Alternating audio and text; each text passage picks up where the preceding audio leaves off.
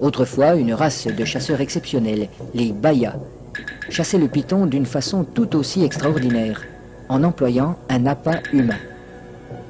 Il arrive que les hommes de Mbao aient eux aussi recours à cette technique.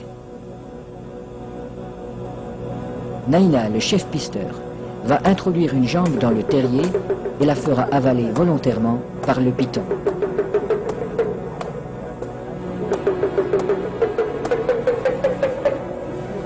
Il est indispensable de posséder le remède qui a été fourni par le sorcier. Cette mystérieuse préparation, à base d'herbes et de racines écrasées, n'a pas qu'un effet psychologique. Elle a le pouvoir d'attirer le serpent tout en protégeant la jambe du pisteur. Le remède agit encore comme un lubrifiant. En imprégnant un tissu qui entoure la jambe, il facilite sa pénétration dans la gueule du reptile.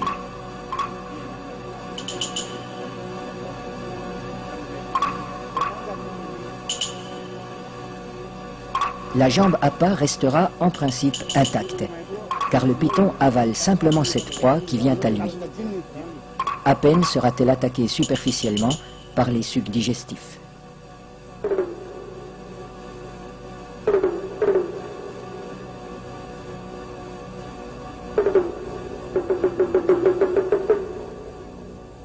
Cette chasse n'est pas sans risque.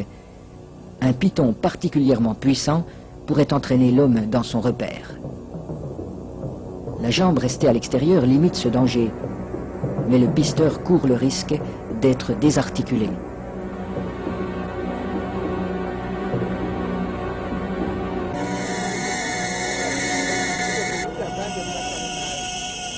Pour rendre l'attente moins pénible, mais aussi faciliter le glissement des corps de l'homme et de l'animal, on place des feuilles fraîches sous le pisteur.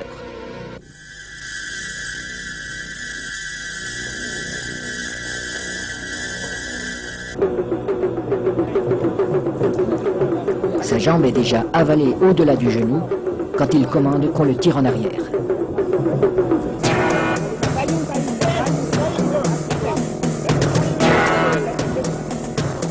Refusant de laisser échapper sa proie, le python apparaît. Les aides tirent de façon irrégulière. Il secoue le python pour l'empêcher de trouver un point d'appui. Le pisteur relève son pied à angle droit pour ferrer le serpent, à la manière d'un hameçon. L'animal se sent piégé, mais il ne peut plus lâcher la jambe. Le python est maintenu allongé. Il faut éviter qu'il ne s'enroule. Cette position lui enlève une grande part de sa force. Pour dégager sa jambe, Naina déchire la gueule du python au couteau.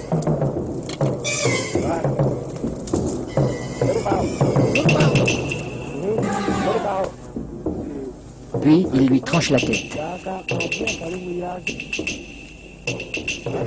Les autres pisteurs relâchent progressivement le serpent.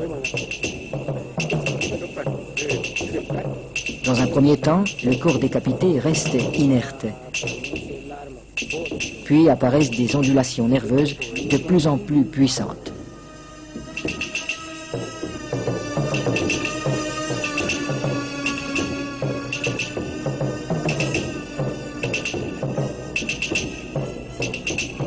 Il bougera ainsi pendant près d'une heure, prenant presque des positions d'attaque, comme s'il cherchait toujours, au-delà de la mort, à menacer ses assaillants.